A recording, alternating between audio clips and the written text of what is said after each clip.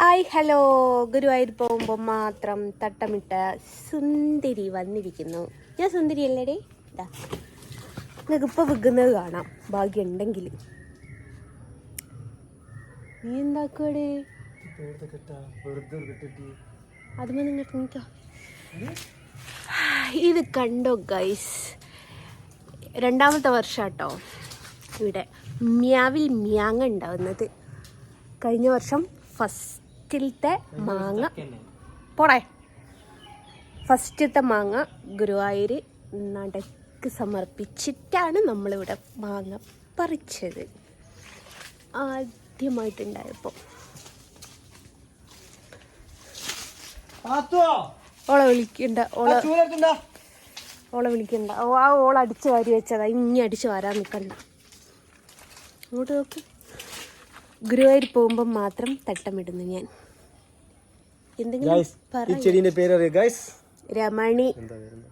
രമണി, അതാണ് പാരിജാത, ദേവദാരു. ദേവദാരു പൂത്തു. അരുണെങ്കിപ്പ അതിൻ്റെ മുകളിൽ നിന്ന് വീണിട്ട് നോമ്പ് വെറുക്കുന്ന നേരത്ത് മോനെ വണ്ടി തിരിച്ചു വെച്ച മാമനൊപ്പം കൊണ്ടുപോണ്ടി വരും. എന്നോടത് എടുക്കാൻ പറഞ്ഞില്ലല്ലോ. എനക്ക് എന്നാത്തിന്റെ കേടാടേ? ഇനി വണ്ടി തിരിച്ചേക്ക് പോനെ, മാമനൊപ്പം കൊണ്ടുപോണ്ടി വരും. ഇന്നത്തെ നോമ്പ് തുറ പിന്നെ കൊയിലാണ്ടി ഗവൺമെന്റ് ഓളുടെ അടുത്തും അല്ല,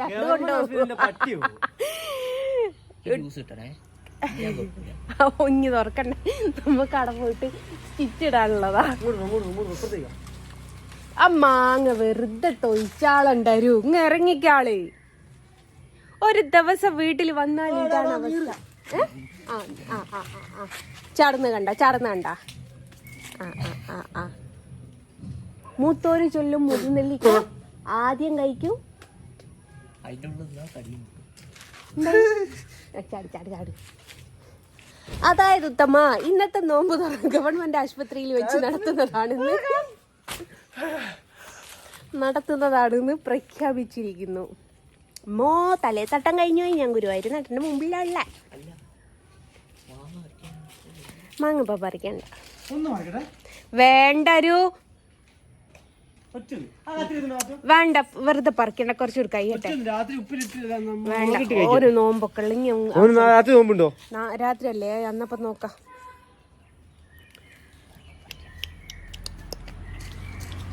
ഇനിയുണ്ട് നമ്മള് പേരക്കമരം കാണിച്ചു കൊടുക്കാം.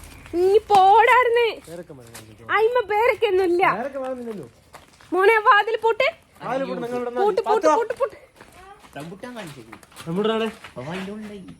റംബുട്ടാനുണ്ടായിട്ടൊന്നുമില്ല. കളിക്കല്ലേടേ, അത് നാടൻ റംബുട്ടാൻ. ഇവിടെ കാണാൻ പറ്റില്ല. എന്നെ വിവാഹം കഴിച്ചു കൊണ്ടുവരുന്ന സമയത്ത് എൻ്റെ വീടിൻ്റെ മുറ്റത്തായിട്ട് ഒരു റംബുട്ടാൻ മരം ഉണ്ടായിരുന്നു. അങ്ങനെ ഈ വെള്ളരി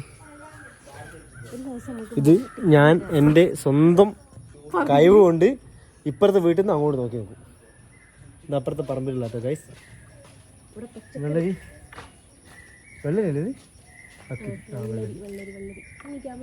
പിന്നെ മറ്റേ സാധനം ഉണ്ട്, കയ്പ പയറ്. അതും അത് പയർ പ്രാവശ്യമല്ല, എല്ലാ പ്രാവശ്യവും വെള്ളരി നടന്നു കേട്ടോ. വായ കൃഷിയാണ്, ഫുള്ള് വായ ഗൈസ്. കണ്ടോ വീഡിയോ എടുക്കുന്നത് ഒരു മര വായ. നമ്മളെ വാപ്പ അതിനേക്കാളും വലിയ വായ. റംബുട്ടാന്റെ കഥ പറഞ്ഞു. എന്നിട്ടേ ഞാനൊക്കെ 15-16 കൊല്ലം മുമ്പ് റംബുട്ടാൻ എന്ന് പറഞ്ഞാൽ എന്താന്ന് പോലും അറിയില്ല. ഇപ്പൊ അറിയാം. എന്നിട്ടുണ്ടല്ലോ, ഇത് വീടിന്റെ മുറ്റത്ത് ആദ്യം ഉണ്ടായ സമയത്ത് ഹസ്ബൻഡ് പറഞ്ഞു ഇതിന് കിലോക്ക് 250 രൂപ നിന്നപ്പോൾ അയാളെ കളിയാക്കിയതായി ഞാൻ. പക്ഷെ ഞങ്ങളുടെ പൂതി മാറുവോളും വലിയൊരു മരമായിരുന്നു. വെറുതെ എന്തിനാണ് കയറി ചൊറിച്ചിൽ വാങ്ങിയത്. വലിയൊരു മരമായിരുന്നു. എന്നിട്ട് ഞങ്ങൾക്ക് പൂതി മാറുവോളും തിന്നാണ്ടായി. ഞങ്ങൾ ഇന്നതിന് ശേഷം പൈസ കൊടുത്തിട്ട് മേടിച്ചു. ആ ഒരു കാലത്താട്ടോ ഇതൊക്കെ ഫേമസ് ആയി വന്നത്. അപ്പം അങ്ങനെയാണ് വെറുതെ മുറ്റത്തൂടുമ്പോ തലേ തട്ടം കഴിഞ്ഞോയേ. ഞാൻ അമ്പലത്തിൽ പോകുമ്പോൾ മാത്രം തട്ടിടുന്നതാണേ. റമലാ മാസല്ലേ അനക്കൊന്ന് നന്നായിക്കൂടെ എന്ന് ചോദിക്കുന്ന ആൾക്കാരോട് ഞാൻ നന്നായിട്ട് ഇങ്ങൊന്നും കാണൂലടാ. അനക്കൊന്ന് എന്താ കാണൊരു ഗുളിക കുടിച്ചില്ലേ എന്നും ഞാനാ ഗുളിക കുടിക്കാത്തത്. അപ്പം കത്തിക്കാൻ നിൽക്കണ്ട. അപ്പം അങ്ങനെയാണ് ഗൈസ്. എന്നാൽ പിന്നെ ഒരു ടാറ്റ കൊടുത്തേ. ഡോ ഡോ അതിൻ്റെ മോനാട്ടോ. Tata bye bye. നോമ്പുറക്കാനായിക്ക് ടാറ്റ ബിർല അംബാനിയെയും അല്ല പഠിച്ചു അല്ല പഠിച്ചു. പാവപ്പെട്ട നിക്കറിട്ട അല്ല എന്താ പൈസക്കാരൻ നിക്കറിട്ട വലുതല നിക്കറിട്ട എന്തോ ഒരു പാട്ട് സുരാജ് വെഞ്ഞാറമ്മൂട് ഉണ്ടാക്കിയതാണ്. അപ്പൊ നമ്മളും പാവാണ്. അപ്പൊ എങ്ങനെയാണ് പിന്നെയും തട്ടം തലേന്ന് കഴിഞ്ഞു. പെരുന്നാളിന് ആരെങ്കിലും ടൂർ പോകുന്നുണ്ടെങ്കിൽ കമന്റ് ഇടുക. ഞങ്ങൾ പോകുന്നുണ്ട്. ഞങ്ങൾ കൊടൈക്കനാൽ പോകും. കൊടൈക്കനാൽ എന്ന് പറഞ്ഞപ്പോ നിങ്ങൾ കൊടൈക്കനാൽ വന്ന് നിൽക്കണ്ട. ഞങ്ങൾ വേറെ സ്ഥലത്തേക്ക് പോവാ. മാറ്റി പറഞ്ഞു. ആർക്കെങ്കിലും എനിക്ക് സക്കാത്തും പൈസ അയച്ചു തരാൻ താല്പര്യം ഉണ്ടെങ്കിൽ ചിലരൊക്കെ കണ്ടിട്ട് യൂട്യൂബ് അല്ല ഫേസ്ബുക്കിൻ്റെ അകത്ത് ഇറക്കുന്നത്. അതുകൊണ്ട് എനിക്ക് പൊന്നാര ഗൈസ് ഡ്രസ്സൊന്നും എടുത്തില്ല ഗൈസ്. ഇവരെടുത്തു അവരെടുത്തു എനിക്ക് മാത്രം മേടിച്ചു തന്നില്ല. സക്കാത്തും പൈസ ആരും ചോദിച്ചു വാങ്ങാൻ പാടില്ല ഗൈസ്. സക്കാത്തും പൈസ ചോദിച്ചു വാങ്ങണോ? ഇക്കൊല്ലെന്തോ കുറവാ. പോടാട്ടി മറ്റൊന്നും രാവിലെ കേറാഞ്ഞിട്ടാ. എന്നാ ഞങ്ങളുടെ അന്തരീക്ഷം കണ്ടിട്ട് കേറാഞ്ഞിട്ടാ. അത് പിരിവിന് 100 റുപ്യൊക്കെ പൊന്നാരുണേ. അല്ല മറ്റേ എന്താ ഈ പാവപ്പെട്ടവരൊക്കെ എന്താ പറയാ, എന്തായാലും 100 റുപ്യൊക്കെ കൊടുക്കണോ? ഏതാ മാന ഫോൺ എടുത്തേ.